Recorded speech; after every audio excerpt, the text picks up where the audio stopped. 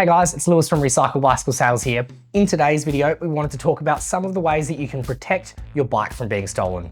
So I don't know the exact numbers, but I feel like I wouldn't be lying if I said that bikes are being stolen multiple times every single day. Unfortunately, that's just part of the game. If a thief can pick up a bike and run away with it, they can trade that for a hit of drugs really easily. So unfortunately, bike theft is far more common than any of us would like it to be. So we need to do a couple of things to help protect our bike from being stolen.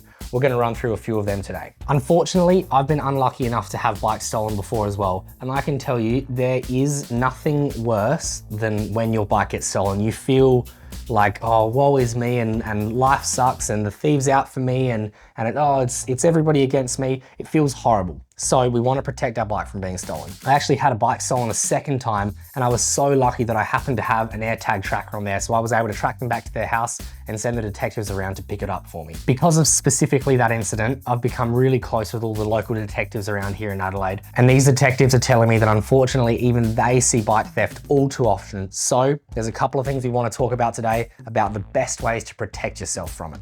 First one is probably pretty obvious. Get a good lock. I've got a couple of random little locks here that I found around the shop here.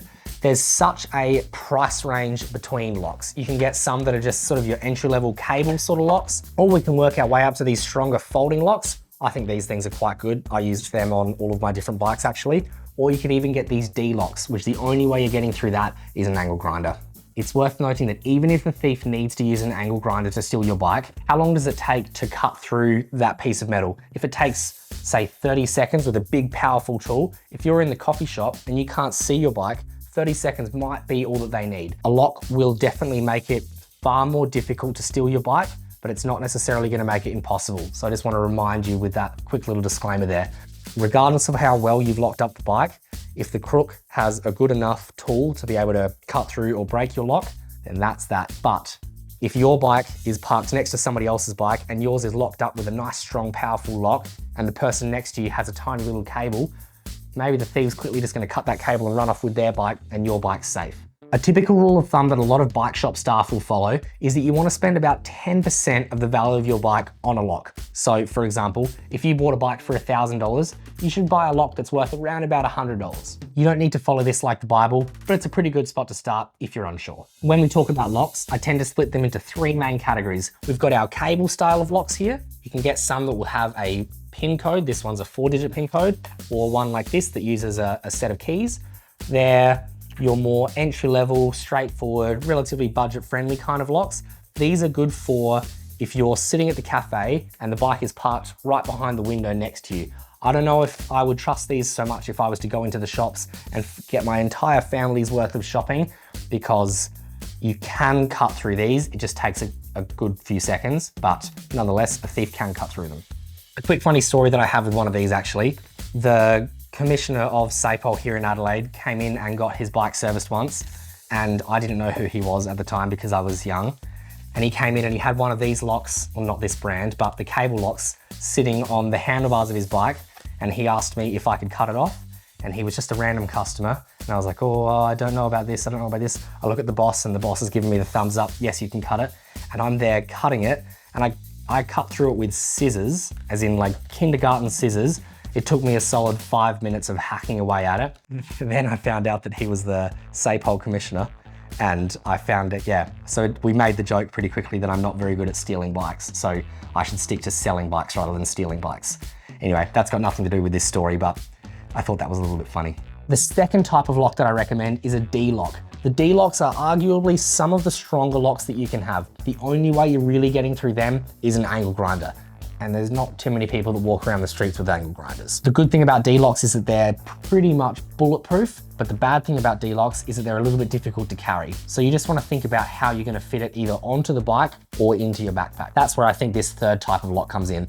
These are the ones that I like to use. This is made by Abus and it's called the Bordeaux. We're not sponsored, I just genuinely like this lock. And it's a key. You can get some that come with a combination as well, I think. And this part will this side will come out here, and it's one long metal loop that is able to clip back into itself. So this is long enough to be able to fit through the frame and one of the wheels as well, and the pole. The thing with a lock is they're not necessarily going to stop your bike from being stolen, but they're gonna make it as difficult as you can for a thief to steal your bike. And at the end of the day, that could be the difference between them taking it and them giving up. There's two main types of thief out there. There's opportunistic and then there's well-planned. With the opportunistic thief, that's where I would say 99% of crooks tend to fall into that category. As they're walking down the street, they see a bike and, oh, I'll take that. Off they go. And then there's the well-planned ones that are exactly as the name would state, well-planned. They know where your bike's gonna be. They know that you're wearing the clip-in pedals and won't be able to run after them, that sort of thing. They know exactly what they're doing. They're not opportunistic, they've got a bit of a plan. They have the tool ready to cut your lock. We've just stepped outside so that we can show you how to best lock up a bike. There's 2 points that I want to hit here. The first one is how to lock your bike up, and the second one is where to lock your bike up. I'm gonna start with where to lock up your bike. If I had chained this bike up to this white pole here, that would be, for lack of a better term, pointless, because the thief could just lift it up over the pole and then walk away with the bike. I want to find a nice solid pole, but this one, I don't think this would be necessarily perfect either, because we've got a solid pole, but we've also got the gutter here, which is easy to break off if a thief needed to. I would also say maybe don't chain it up in the middle of a footpath. Think about the fact that there's going to be people walking past. If they have to walk really close and bump your bike, they might scratch it. If you're going into shops or perhaps a local cafe, I like to chain it up in an area that I can see it outside the window. That way I can see if something's happening that I don't like. Now let's talk about how. When I look at the bike, I think there's 3 main things that the thief can steal. The first one would be the frame as a whole, including the fork. The second one, there's a front wheel, and then there's also the rear wheel. They're the 3 main parts that someone can steal. If I had to choose to let the thief take one of the parts, if I had to, it would be the front wheel, because that's probably the cheaper part. So I really want to, if the lock is so short that it's only able to get through a small amount, I'd rather choose to get through the frame and the back wheel.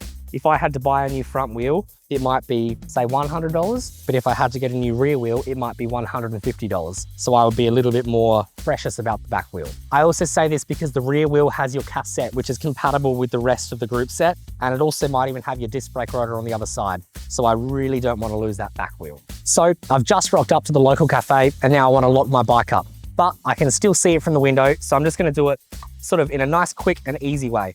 I like to try and get this pole here, this section of the frame, the seat tube, I want to get it as close to the pole as I can, because I'm going to be putting the cable through there. I'm just going to open up the lock. When we look down here, there's 2 triangles for the frame here. We've got this triangle at the front, and then we've got this triangle at the back. I want to get it through this back triangle and through the back wheel. I want to make sure it goes all the way through there, not up here, all the way through the wheel. And then I'll feed it back around, plug it in. Oh, is it too short? I press lock maybe? I didn't bump that, did I? There you go. Cool. And now I'm all locked up and I'm ready to go to the local cafe. Another recommendation I've got here when you're chaining your bike up is if you can see a security camera in perhaps a shop right there, if you can park it in view of the security camera, if your bike was to get stolen, you've got a video of who stole it, and that can help the detectives find your bike later. Another point to add here is to personalize your bike. If you make it a little bit custom, like this Trek that we've got here, it's got some really unique colors. If this bike was stolen from your house and you were to see it on Facebook Marketplace, it's pretty recognizable. I only know one person that has this particular color on their Trek road bike. The word custom can cover so many different things. In this particular example on the Trek here, it's that it's been custom painted, but a custom thing that you could do on your bike is maybe putting your own stickers on it, or having your name stuck onto it or engraved into it or something fun like that.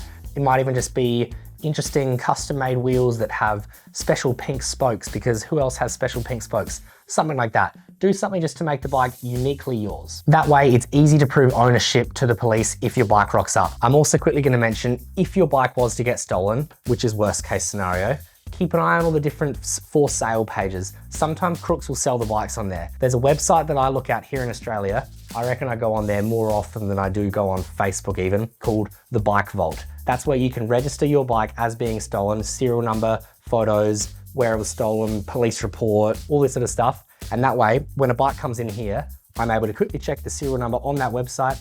Oh, it's been stolen from this address and here's the police number, and I can call the police and say, hey, the bike you've got listed on here is just in my shop now. So it's only happened a couple of times, but it's good to know that as well. So I strongly recommend registering your bike as stolen on the Bike Vault or all the different Facebook stolen bikes pages as well. GPS trackers are the next thing I want to talk about. I am fortunate or unfortunate enough, I suppose, that I've been saved by one once. I think the AirTag tracker cost me 50 bucks maybe, so it wasn't incredibly expensive, but I had a bike stolen and I was able to track them back to their house about 5 minutes that way. I've been saved once by an AirTag tracker, and that's enough for me to say that they're the best things since sliced bread. A quick disclaimer here as well is with these, especially with the Apple AirTags, they're the ones that I use, they will notify the person who's stealing the bike if they happen to have an Apple iPhone as well. So what I'm saying here is that Apple AirTags, they're not always going to save you, but they're going to give you the best chance that you've got. If the crook gets a notification saying this bike's being tracked, they might be really smart and really swift and quickly remove the AirTag and throw it into a bin. So if your bike's been stolen and you happen to have an AirTag on it, act quickly. The next point is storage. If you've got the capacity, try and store the bike inside. If you're leaving it on the footpath out on the street, even if it's chained up, there's a lot of people that are going to see that bike all throughout the day. But if you've got it hidden in the back of your office, nobody goes into your office except for you. I was saying earlier that I had a crook that broke into my house overnight. He came in at 3 o'clock in the morning, and now the joke has become that everything's free at 3 o'clock in the morning. I had mine stored right near my front door, just inside, and they could see it through the window from the street outside. And then they just came in, and again, I'm lucky enough that my dogs caught him in time. And what I'm saying here is that I had it visible from the road, so the crook could see it before they even had to come onto my property. So what I learned from that is make sure I've got it stored away from the front window. I've actually ended up making a special bike room. I mean, obviously I have, I'm a bike shop, but having a proper storage area that I like to have a camera in that room as well. I don't have cameras in the other rooms of my house because I like to give the people that live with me privacy, but in the bike room, I got lots of cameras. The final point to mention here is bicycle insurance. I know that it sounds a bit crazy because you don't have registration and all this sort of stuff on a car and it's so much money, but when you have a bike that costs as much as a car, it makes sense to have a bit of insurance on it. If something was to go wrong, whether that's theft or damage, you're in a crash or something like that, it's really good to know that your insurance company has you covered. Hopefully you'll never need it, but I can tell you from personal experience, insurance saved my ass once. Thanks for watching, everybody. Hopefully you never have to deal with a stolen bike because you've learned all the different tips we've got here. If you reckon that there's anything that you've learned, whether it's the hard way or the harder way, let us know in the comments below. You might save someone from getting in trouble in the same situation. Otherwise, I'm gonna say thanks for watching, and we'll see you guys in the next video. See ya.